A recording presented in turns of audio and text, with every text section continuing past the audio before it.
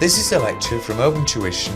For the free lecture notes that go with this podcast, please visit opentuition.com. We finished all the tools used in assessing the company's strategic position, including its mission, stakeholder appraisal using Mendelow's matrix, external appraisal using Pastel and Porter's 5 forces, internal appraisal using techniques such as value chain, product lifecycle, Boston Consulting Group matrix, and the list of M words, the list of resources. We've also looked at the difference between resources and competences, which give us the capabilities. We now move on to look at the objectives. What targets essentially should be set, and how should it be set, and what care do we need when setting those targets for the organization? First, we can go back, and again, you may have seen this before. Most people will say that objectives should follow the SMART protocol, that an objective should be very specific. There's no point in simply saying we want it to be a better organization or a more successful company. Nobody quite knows what's meant by better or more successful. You would have to say that we want a higher profit, higher sales, to see more patients, to get more children through their particular exams, and so on. And then once it's specific, you want it to be measured. Generally this means you try and quantify it, you try and get a number, because if you don't give people a number as a target, then it's very difficult for them to know whether they're achieving that target or not, and they can always argue afterwards that your objective given to them was unclear. So measurable objectives are less contentious, if you like, clear whether you get them or not. If you're giving people objectives, you have to make sure that people will accept those objectives as being valid and reasonable and actually achievable. If you keep setting people very, very high objectives, which they will never get, no matter how far they reach and how hard they try, it becomes terribly motivating, and people will begin to, in a way, ignore those objectives. So they want to be achievable, agreed, accepted by the people to whom you give them, so that they feel obliged almost to try to get them. Relevant both to that person, in other words, so they can affect whether or not the objective is attained, but also relevant to the organization. It's nice to see that if I do this, then the organization will achieve that major objective. If you can't see any connection between an objective given to you and what you think almost the mission of the organization is, you begin thinking that your manager is playing with you, just setting hoops for you to jump through, as an exercise in power play, really. And finally, the objectives need to be time limited. Normally it's a year. Achieve something by a year, but sometimes it might be a little bit shorter than that. So giving somebody an objective that you should increase profit by 5% in 6 months, and this person is some power over achieving the profit, revenue and costs and so on, is probably a smart objective to be given maybe the head of a division or a subsidiary. Now, what can go wrong, or what do we need to be careful about in setting objectives? The first thing we need to do is to try to make sure that we get consistency in the objectives. There is, for example, little point in saying that the corporate profit is to be 10 million, and we have 2 divisions, one is making 5 and one is making 4. That simply doesn't add up. It simply doesn't kind of consolidate, that the total profit doesn't reconcile to the divisional ones. So if it's definitely going to be 5 there and 4 there, then this here profit has to be 9. Second, vertical, horizontal consistency. If we look at the operations here, we have manufacturing and sales. There's no point in saying I'm going to manufacture 800,000, I'm going to sell 1 million. It simply doesn't, again, make sense. It's not coordinated, really. And finally, there is a consistency through time.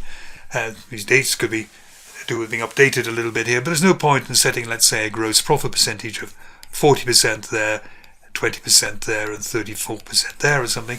This kind of going up and down in a rather random fashion. Again, it's not clear how you would achieve that or what the plan is behind it. Really, you like to see a nice trend going up or down through time. Those are maybe the obvious things we have to get right in setting objectives. However, there are more subtle ones. For example, if you just set one objective, people will concentrate laser-like on that objective, knowing that's probably what they're going to be judged on, and probably realizing that maybe their bonus or their pay or the promotion depends on them getting that objective. And all the other ones are kind of ignored.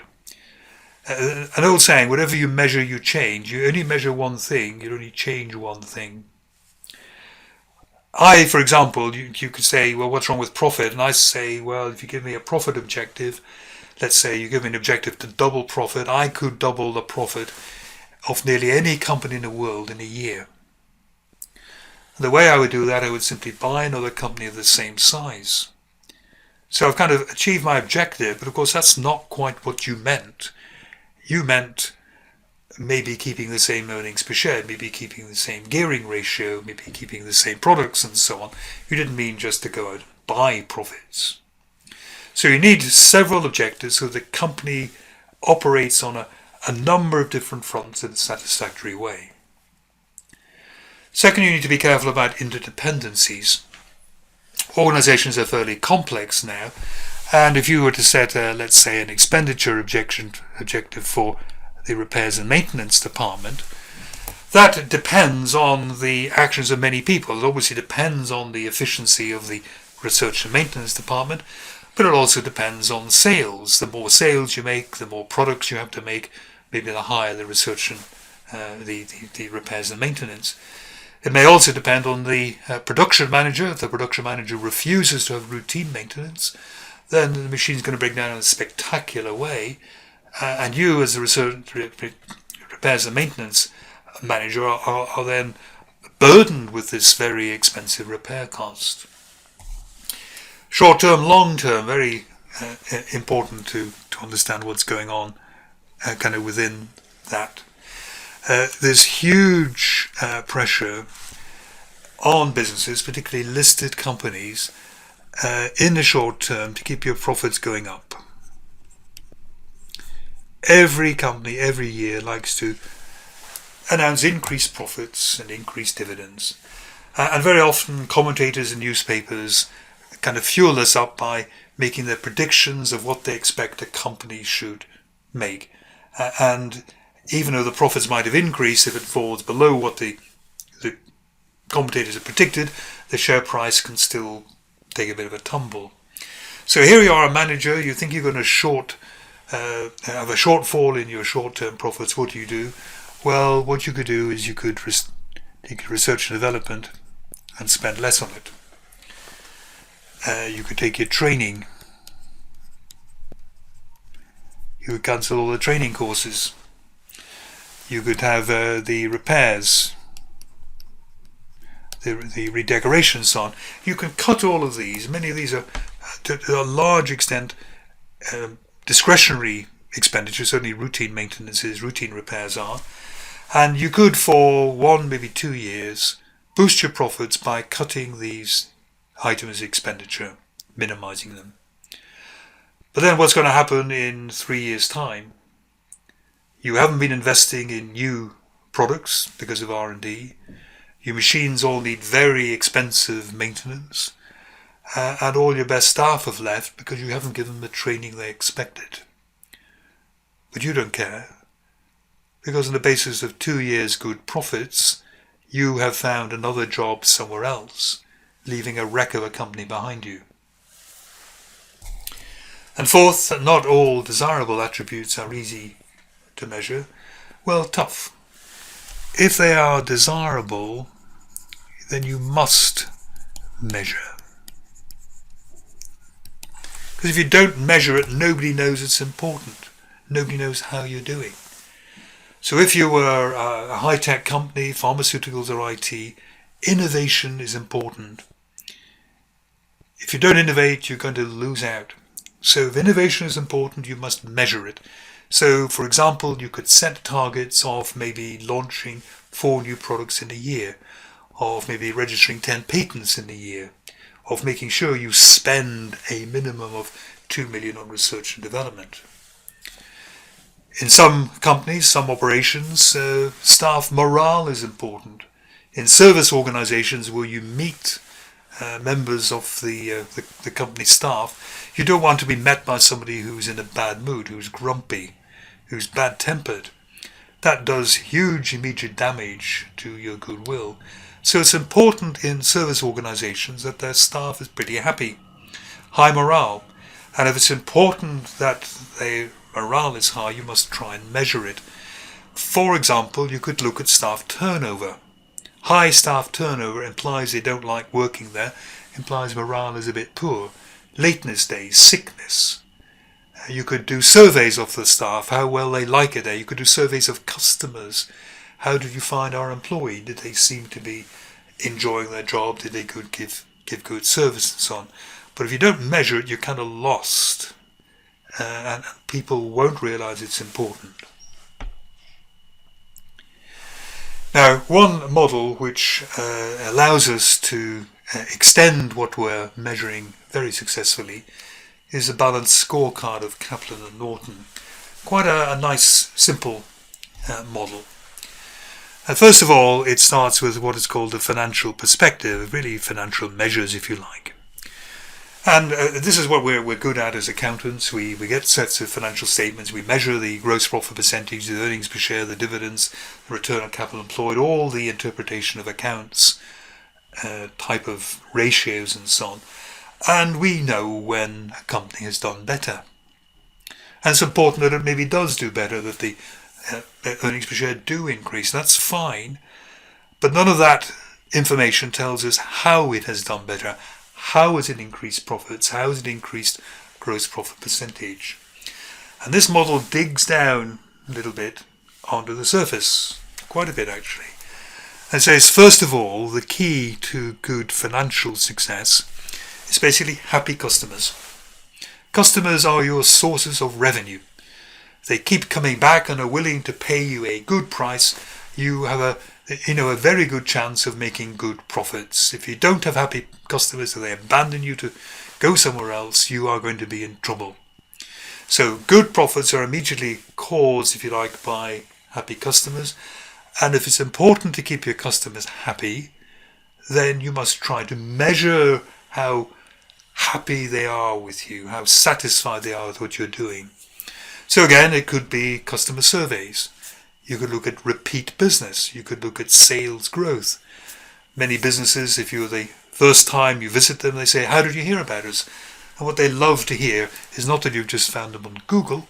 What they love to hear is that you were recommended to them by somebody else, another satisfied customer. Then it asks, what makes our customers satisfied? And really what makes customers satisfied is that you do well what you proclaim or what you set out to do, what you promise to do for them. It could be almost anything. It could be that you produce products, components at a very, very low cost per unit, and that's what they need, because they're incorporating thousands of these into their products. It could be that they're not so worried about the price, but they're incorporating your components into an aeroplane they're making, and what they have to have is 100% reliability of this product, because if your product fails, the aeroplane could crash. It could be that you offer great flexibility, a quick reaction to an unusual order, for example.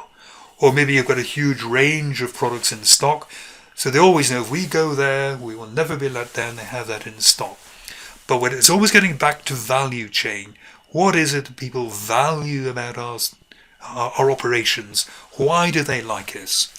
And if we know why they like us, we must make sure we keep doing that well. We must measure it. And then finally, we have the innovation and learning perspective, the fundamental one really, in which everything else is resting. And really what this is saying is you might be at the moment the best at the internal business perspective. You might be making components of the best reliability and at the same time a very good cost. But you rest assured, your competitors are researching away, trying to leapfrog you to bring out a better component so that they will steal your market share. So we have this competition going on all the time. Everything is proving, nothing stands still in life. And if you switch off the innovation and learning, if you don't bother researching, don't bother developing and launching new products, you're going to be left behind. Once you're left behind, your customers will not be happy with you because your internal business perspectives, your production isn't as good. And once your customers leave you, then your profits begin to decline. It's a very, very good model, particularly maybe hauling people back from the short term. The short term tends to be the financial perspective. However, most of these down here take long-term effort. Building that customer relationship, learning to do really well what you do, and putting enough effort and money into long-term research and development for the future. Now, what we can end up with here is a whole lot of things we would like to achieve. We want repeat orders. We want good satisfaction ratings. We want low reworks and so on. There you can end up with lots and lots and lots of desirable modes of behavior, if you like, desirable achievements. And the trouble is that if you end up with too many, you begin to maybe lose sight of what's most important. And sometimes you begin concentrating on the less important objectives, because that's easy to get, and the hard objectives they're what you don't concentrate on it anymore. So the idea of a critical success factor was invented. It's basically, we look at the second definition first here, what you must really perform well at if you are to succeed. So if we take a rather graphic illustration of an airline, what they must perform well at is safety. It doesn't matter how good their in-flight entertainment is, or their in-flight meals are, or there's the space in front of your knees, the seat pitch and so on there. If they have a bad reputation for safety, all the other stuff doesn't really matter. Although that's a simple definition, where we must do well if we are to succeed, the top definition is actually slightly better. It turns into a more marketing perspective, because it's really saying, well, how do we know where we must succeed? And it's saying, well, it's the customers who really determine where we must succeed. They are the recipients of what we do. They're the people who are going to give us money. So Johnson, Scholes and Whittington have said, critical success factors are the product features that are particularly valued by a group of customers. And therefore, where the organisation must excel to outperform the competition. What matters most to customers is what we need to make sure we deliver. So in an airline, typically, obviously safety, but punctuality is often very high up there. So it is. I'm waiting for the day when very high up there they put in seat pitch, so your knees aren't up around your ears when you're sitting there. But maybe that's got a little bit of a while to go.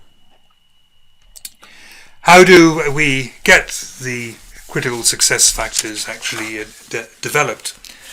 And Johnson and Scholes produced a kind of six-step way of approaching critical success factors.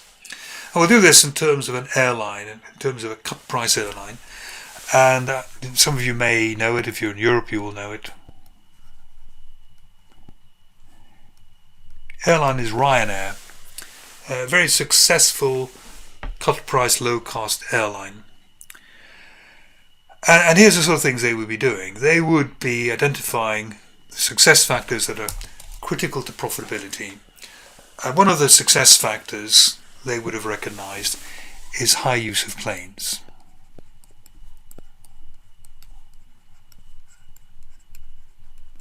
Airplanes only earn money when they're flying people from point to point. They don't earn money when they're sitting in the airport.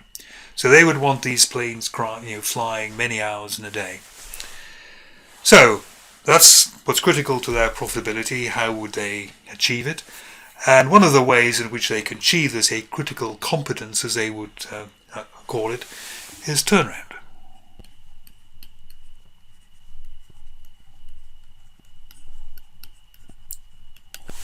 How long does the aircraft spend on the ground, because coming in, landing, and then filling up with new passengers and taking off again? The shorter that period is, the more use you're going to get out of your fixed resource, your aircraft. And then they say, right, we have to examine really what is going to improve turnaround time. And the sort of thing Ryanair does, for example, is in the back of the seats they don't have seat pockets, because into seat pockets where often you have magazines and a safety card, people begin pushing down their crisp packets and their banana skins and so on, and it takes time to clean it out. Another thing they pretty insistent on is only having one piece of luggage, because then when you're getting off the plane you just kind of grab and go, you're not kind of looking around all over the place for your fifth bag or something of that sort. When the plane lands, they don't wait on steps. Out of the plane comes the steps. Down it goes. So they're not waiting on somebody with a little tractor coming along, or one of these air bridges coming along and eventually zeroing in on the door and so on. It's landed, a ladder comes out, and then you get off. If you're waiting to get on the plane, they call you to the gate half an hour before. Often before the incoming plane has landed, they check your passport, your boarding cards and so on. You're lined up there, and they almost say go, and it's like a race to get on the plane. So they're not waiting for, Mr. Jones, who's having a third cup of coffee in the coffee shop, and who's going to delay the flight. So they really think how we're going to get this turnaround time down, and then of course they must measure it.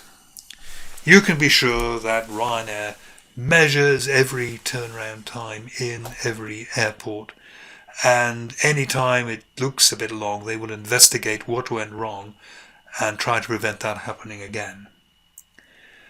Ideally, if you can, identify critical success factors which is difficult for other people to copy.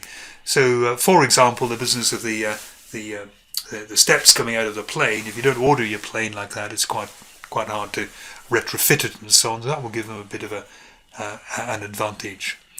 And then again, never stand still. Always monitor how you're doing, how the competitors are doing. Innovation and learning means maybe another low-cost rival will get even more efficient at you, and maybe we have to learn something from what they're doing. Finally, in this chapter, benchmarking. How do you know when you set an objective for someone that it is correct?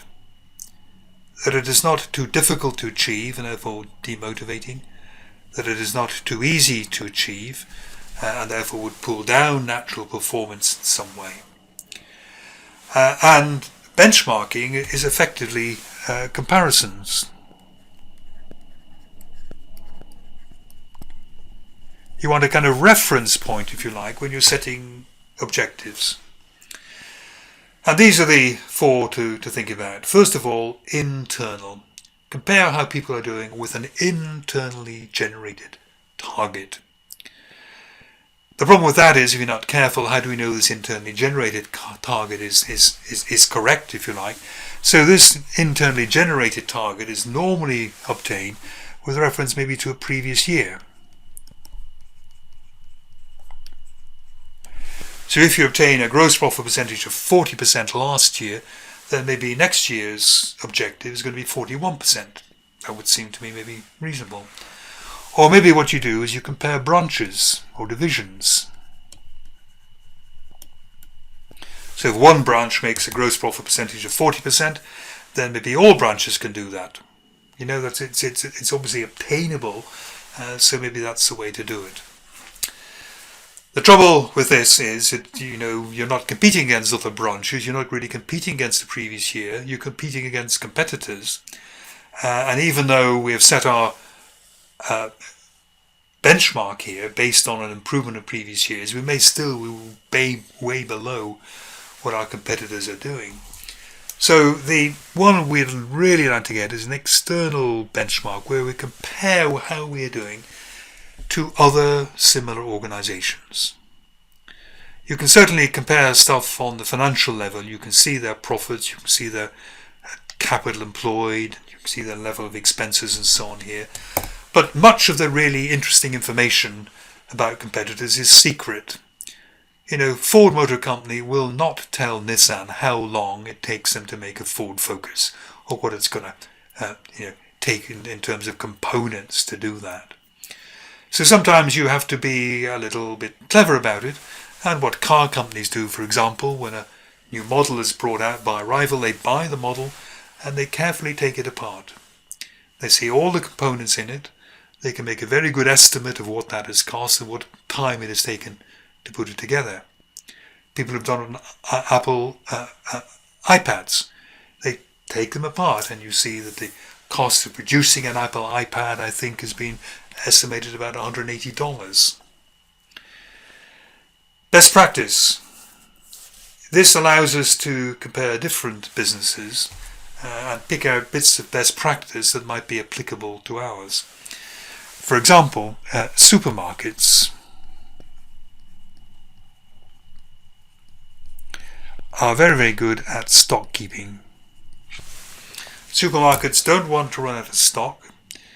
They miss sales, they irritate customers, yet they don't want too much stock because food is perishable, it'll go off, they have to throw it out. So they're very good at just keeping the kind of right amount of stock and maybe even anticipating demand. Let's think they are best practice in that here. And let's say that our particular operation is a hospital pharmacy.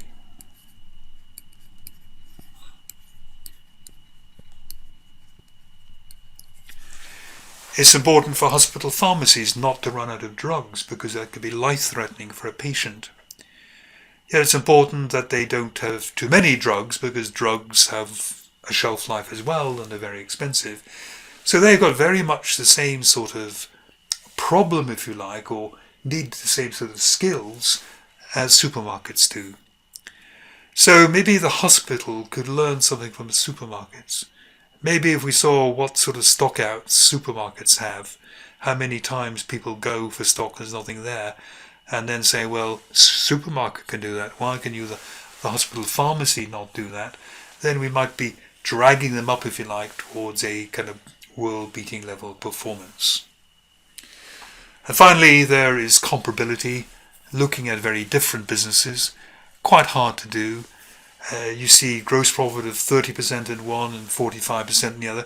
I mean, okay, what are you going to say about it? You know, they're really very, very different. It exists in theory, but not, I don't think, that useful in practice.